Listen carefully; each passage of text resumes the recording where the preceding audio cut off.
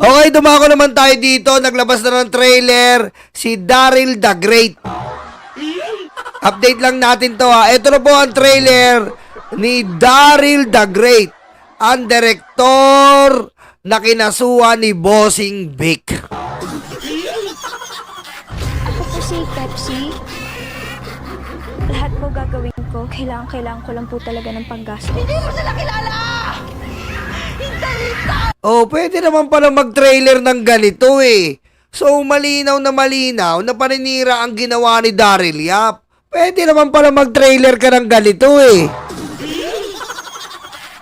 Diba? Saan sila mga animal na yun? Ha? Innocent. 14, maganda, makinis. Ang bagong Rioloxin. Puta ka.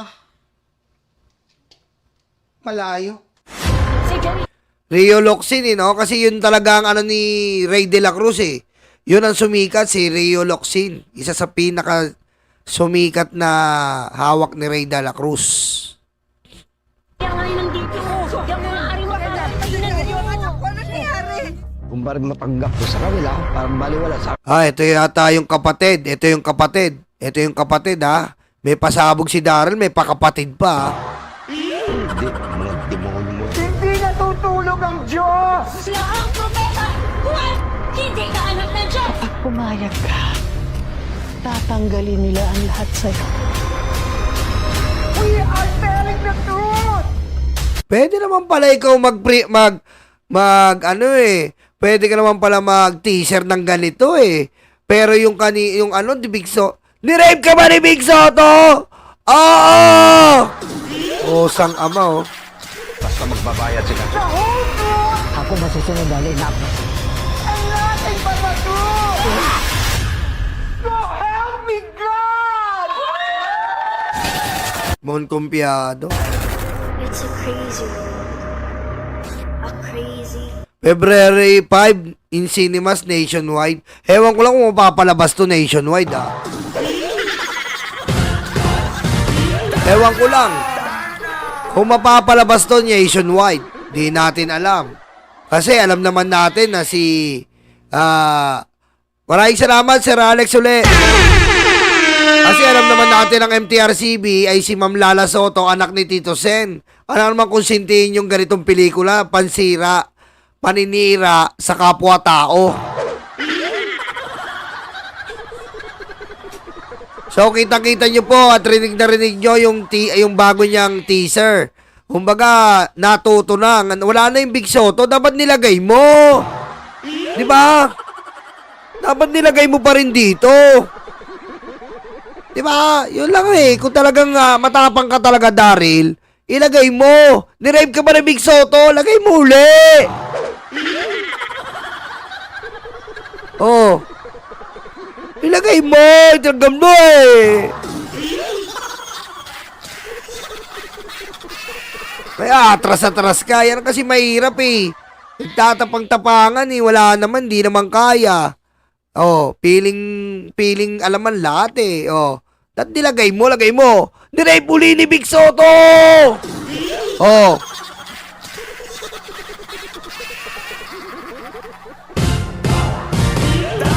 Oh, pakinggan natin to kay paring Julius. Ayo, o akin na lang muna. Dito to sa hotel, yung hotel ko. Oo, hotel kami. Pepsi, ako si Coca. Oh, ito po ang kasama niya, Pepsi, Coca. Ito na po ngayon, matatanda na sila. Matanda na.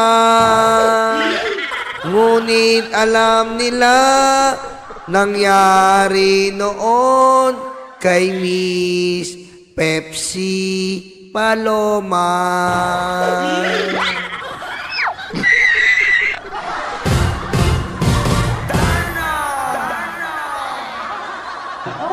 Halos sabay kayo dalawa. Oo. Tatlo kami nasa hotel, pinatira kami ni Tito Red dahil maliit yung condominium niya. Doon kami, natira kami ng mga pagkain araw-araw tatlo. Okay. Ilan taon ka na? Siguro mga 17. 17 Oo, years kasi sa shooting ako nag-debut. Oo. Ikaw naman, paano ka napunta kay Tito Ray? Ano yung best friend niya na doktor, Hmm. si Dr. Clemente, dinala ako kay Tito Rick. Tapos yun na, kinuha na ako, kinausap yung nanay ko, pumunta siya ng Pampanga. Yun, pumayag na yung nanay ko agad na kaso yun nga po, hindi namin alam na ganun pala yung gagawin. Tulad na yung dati, kinemento ko rin sa'yo na umiyak ako, first pictorial ko, labas yung panty. Bold na ka. Oo. Yung dati po, paglabas yung panty mo, masagwa na po yun. Kasi conservative nun. Panahon ng 80s, bawal pa po yung mga labas-labas yung panty, bra nun. Kailangan pag ganun yan, parang ano na yun, isipin nun, X-rated na. Ganun ka anong dati, konserbatibo eh. Diba? Ngayon, hindi eh. Ngayon, iba ngayon. Sa TikTok lang eh. Labas na yung mga joga eh. I love it. Ay!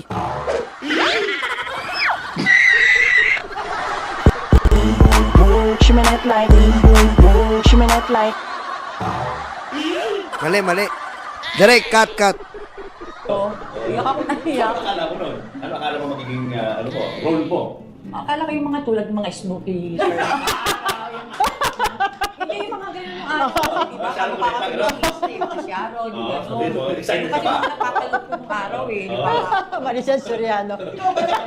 Gusto ka rin parang gano'n. Akala mo gano'n?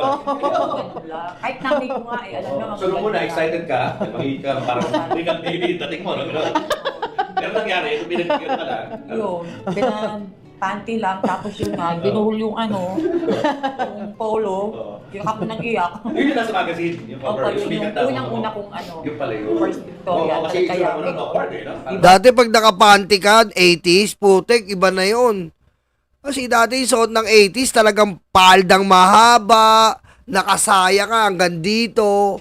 Ganun pa suot ng 80s dati. Diba?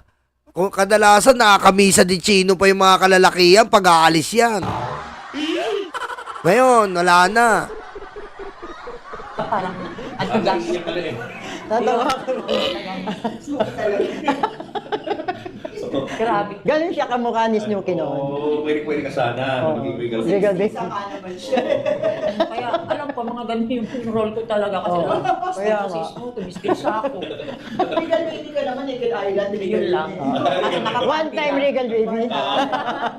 Ikaw naman na, Myra, ang original na dapat itatawag sa'yo ay... Mirinda. Mirinda. Oo, kasi nga gusto akong ipasok sa soft drinks kasi nung dumating ako sa kanya, nagsushooting na ng Snake Sisters. So, meron doon isang cameo role na para kay Mirna Castillo. Tapos umalis si Mirna, ako si Mirna sa shooting. So, kailangan nila ng kapalit immediately. Di ba ito yung ano?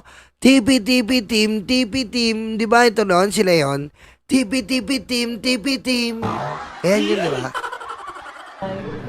Hindi na siya nakakauwi sa kanila.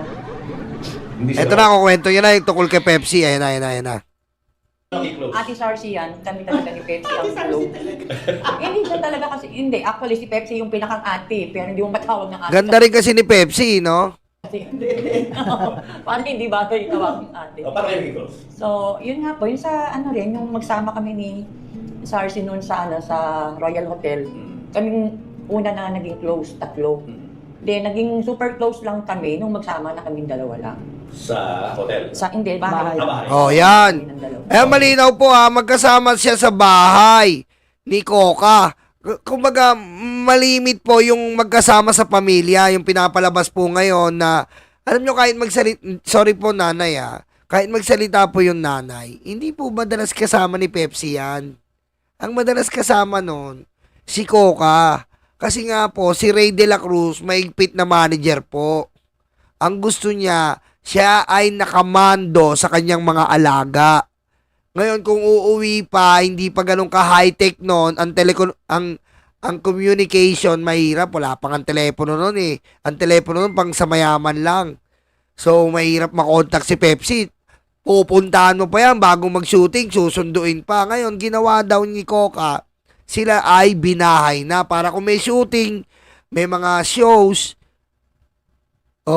bibitbitin. Parang istokwa nga, magkagalit na pamilya. Okay. Saan kayo nag-click sa tingin mo? Anong meron sa inyong dalawa at nag-click kayo? Naging magkaibigan kayo? Pareho kaming baliw. Kapampangan, parehong Kapampangan. Parehong taga-Olonga po. Parehas Tisay. Tisay din naman. Parehong Ilan kayo taga-Olonga. close? May, Mas older siya sa'yo, no? Opo, pero mas ano sila, ng edad. Mas close sila. May edad. Talaga. Oo. Pero Isang kayo, taon lang naman eh. 1 year. may ano ba kayo mga common interests? Kaya parang madali kayo aside from pareho kayo Sa kapampangan. boyfriend. Sabi ko na i-boylet. Boyfriend. Halos parehas kami ng type. Kahit niya si Lindy do. Tingin ko, yes. Komedyante siya. Talaga? Komedyante, di ba? Si Oo. Ayay. Oo. Hindi rin pala pili yun. Hindi mapili sa ano yung basta mabait. Oo, ganun siya. Sino alam mong boyfriend niya noon? Nung panahon na yan? Yun lang pinakanguli, Artista si ba? Joey. Hindi. Hindi. Ano mga Naliligaw nakikwento si Lindy. ano mga nakikwento niya sa'yo noon? Dahil close ka kayo dalawa, di ba? Yun nga, yung sa mami niya, na hindi na siya nakakauwi sa kanila. Hindi sila okay. Opo, hindi sila okay. Kaya, Tsaka never ko nakita yung nanay ni Pepsi. Oo, sa shooting. Oo, hindi kagaya ka. Kami kasi yung mga mama Yan never nakita. May family problem talaga si Pepsi. Ang problema niya nga,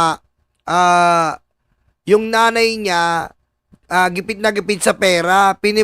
Kumbaga, talagang kailangan, kada ano niya, may maaabot siya. Kaya nagkakagulo-gulo sila eh. Kaya nga naantong pa siya sa paggamit ng droga eh. namin, visible. Pero yung nanay niya, hindi namin nakita yun sa shooting ever. Kasi nga, Mahirap mahirap baliin to, Daryl Yap. Mahirap baliin to. Eto, nakasama to. Ikaw, nasa kabilang side of story ka. Mahirap to. Hindi, mahirap to.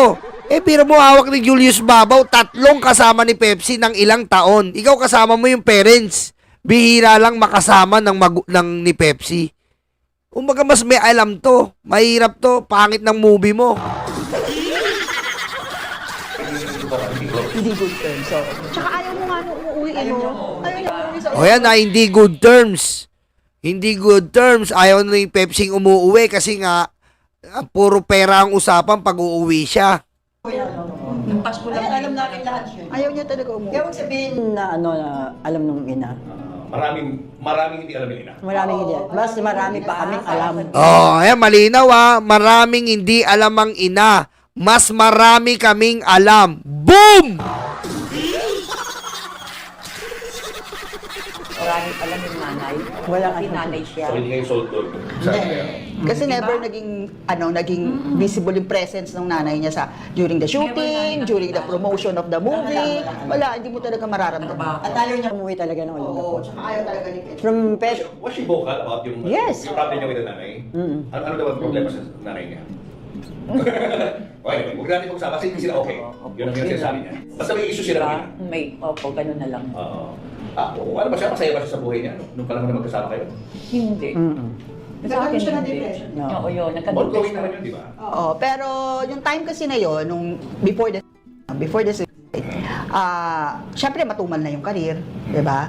Ito talagang lumipad na si Sarsi noon eh. Naiwan na kami. Oo, lumipad na 'to eh. Tapos actually, I remember an incident, if you remember this, during the shooting of Room 69, na si Pepsi umiiyak na tumakbo dahil lumabas yung banner ng Room 69 na kasi dati, pag may gumagawa kami ng movie, ang billing namin is Pepsi Paloma, Coca Nicolas, Sarsi Emmanuel, Myra Manibog, di ba? Tapos nung time na lumabas yung banner ng Room 69, Pepsi Paloma, parang Sarsi Emmanuel, una na siya. Sarsi Emmanuel, Pepsi Paloma, Coca Nicolas, Myra Manibog.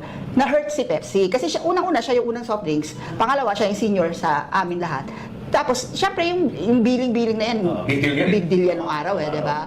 So, I remember that, di ba? Na tumakbo siya, nasa beach kami noon eh, sa Pangasinan, nag-shooting. Tumakbo siya, nung nakita niya yung banner, umiiyak siya, di ba? Umiiyak siya. At, isa yun sa mga, mga naging causes ng depression niya, yung career, di ba? Tapos, financial. When did you ever talk about it? Ayan yung career, yung financial. Kasi nga yung parents niya, kailangan lagi ng pera. Pera. Yan. Kita niyo mas alat niya sa tingin. Oo, ever gagawa kami ng movie, problema niya talaga is billing. Hindi ko naman problema yon dahil gustong-gusto ng producer at saka ng mga director, mauna ako. So, hindi niya kinakaya yon. Yun nga, sinasabi niya, tumatakbo, umiiyak. Actually, Ilang movie gawa namin. Ganun ang pangyayari na inuuna ang billing ko, ang pangalan ko. So nagkaroon ba ng issue sa inyong dalawa yun? Medyo, hindi niya ako pinapansin, ganyan. Pero nitong latter part, sabi ko kasi, namatay siya ngayon, kahapon nasa akin siya, kinuha ko pa siya sa bahay. Sinundo ko pa ng driver. Dinala ko sa bahay ko kasi na-confine yan eh. Sabi ni Tito Ray, ayan, yung kapatid mo, puntahan mo muna ron at ganito, ganyan. Nagtatangka na nga magpaka... Kaya inaliw-aliw ko, ba't wala ka nun sa bahay? Nung kinuha ko siya sa bahay. Magkasama kasi sila sa house eh. Oo, yung kakahiwalay lang namin, wala pa isang buwan. Ngayon, dumalaw ako sa kanya kasi binigyan ko siya ng show, yung sa may show sa Angeles, sa bodega, jailhouse rock. So yun yung bago siya upa nga siya dun eh. Ako nagbigay sa kanya nun, kaya napunta ako dun sa bahay niya. Ngayon sabi niya, Hoka, dito ka na lang muna uli. Yun na, nung sabi niya, dito ka na uli, sama tayo. Sabi ko lang naman si Maya. Wala yung kay Daryl Yap, kung ay pinagmamalaki niya, yung kapatid, tsaka yung nanay. Other side of story yan, Daryl Yap. Kumbaga, ang istorya niya, puro inanaing lang. Wala talaga yung tunay na buhay. Kasi hindi nila nakasama si Pepsi. Paano mo mapoproduce yan? Biro mo siniraan ni Daryl Yap tong tatlo? Siniraan ni Daryl Yap to. Eto ang kasama niya. Paano ka kukuha ng istorya ngayon?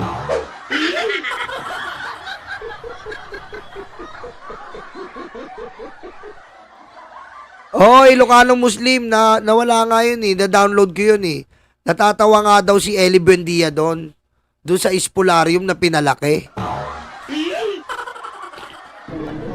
Pinauna na akong kumpanya.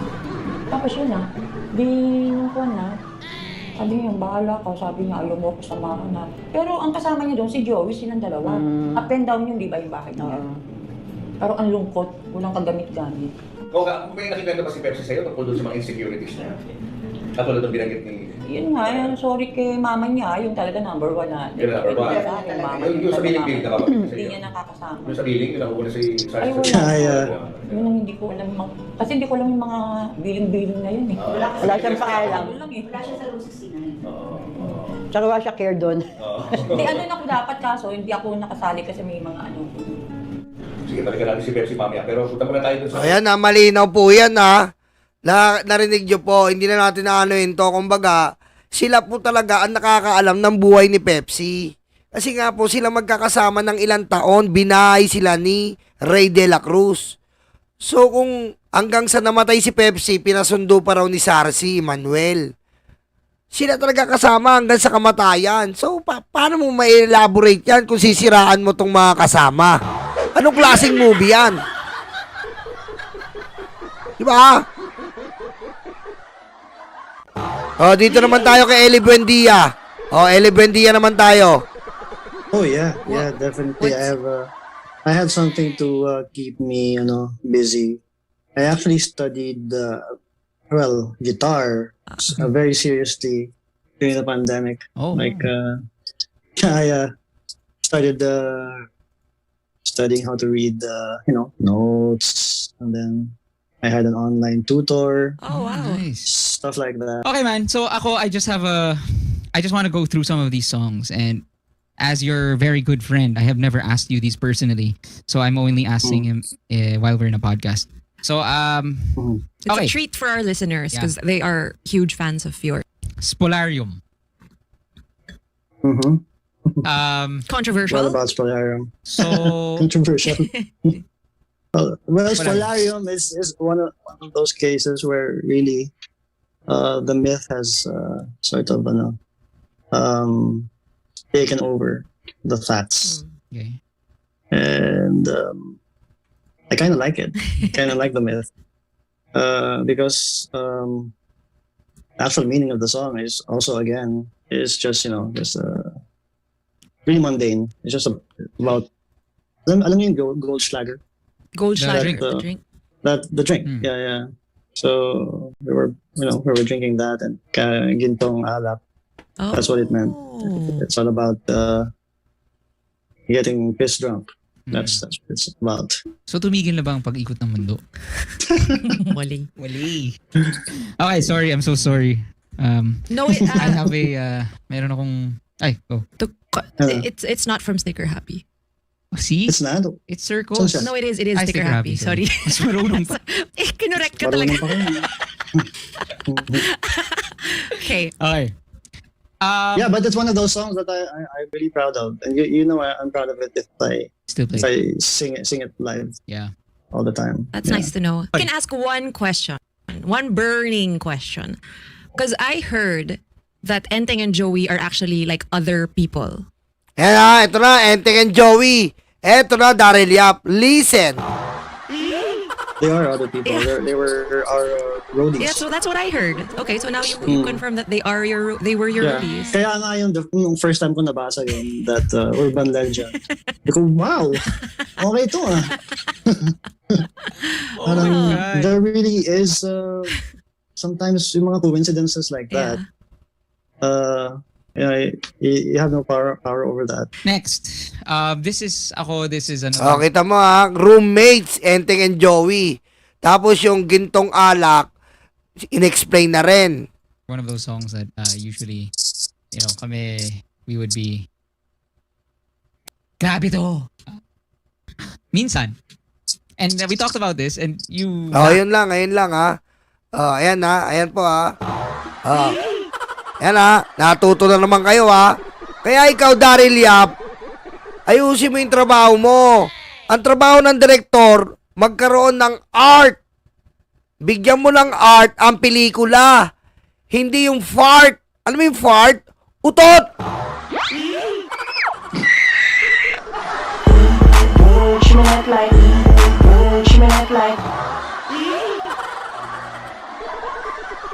Diba? Binibigyan mo ng madaming pautot na hindi dapat. Dapat art yan. Daryl Yap, art. Ang pelikula art yan eh. Ikaw ginawa mong fart, pautot.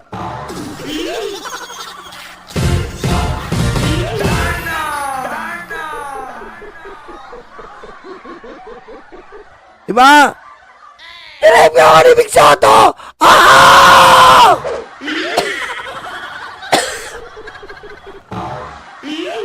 Ayun, demanda.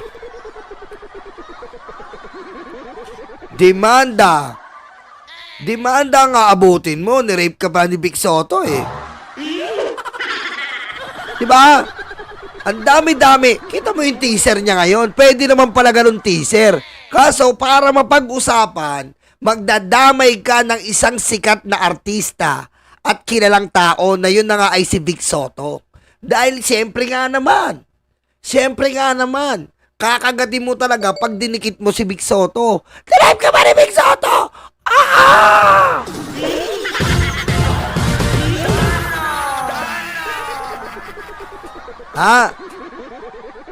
Basta, kailangan niyang magkaroon ng 35 million at masolusyonan ang 19 counts.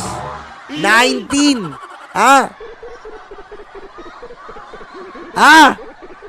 Naintindihan mo ba yung 19 counts, Daryl Yap?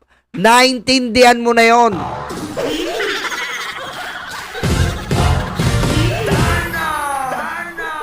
Diba? Gagawa ka ng pelikula, maninira ka ng pamilya, yung anak ni Bossing, inaasar na sa eskwela, si Pauline Luna, inaasar na rin ng mga kumari niya. Hindi ko ba naintindihan yon?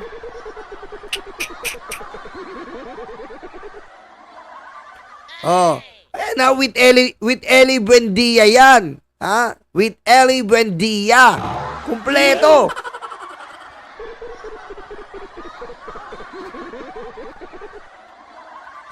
Yan ang mahirap kasi, Daryl Yap eh.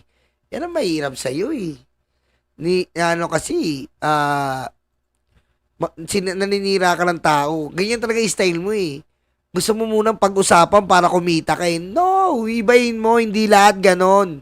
Hindi lahat ganon. Hindi lahat ganon. Hindi mo maluloko ng mga tao.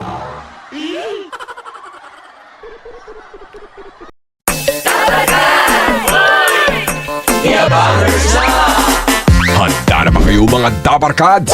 Eto na sila, The Bangers, sa pangunguna ni Tamski. Kamusta mga kababayan ko? Dapat lang malaman nyo, andito si Tamski, ang abang lingkod nyo na magbibigay at maghatid ng mga balitang solido at talagang para sa Pilipino. Hindi rin magpapahuli si Nyolo. Kamusta mga karayuma? Nyolo Bontit at your service. At siyempre, ang muse ng grupo, si Tita Missy. What's up mga libag? Naghilod na ba kayo? Ako nga pala ang inyong Tita Missy, ang impaktang reyna ng mga libag. Mawawala pa naman sa eksena ang VMB family. Kaya mga kalibag, tutok na. The Bangers.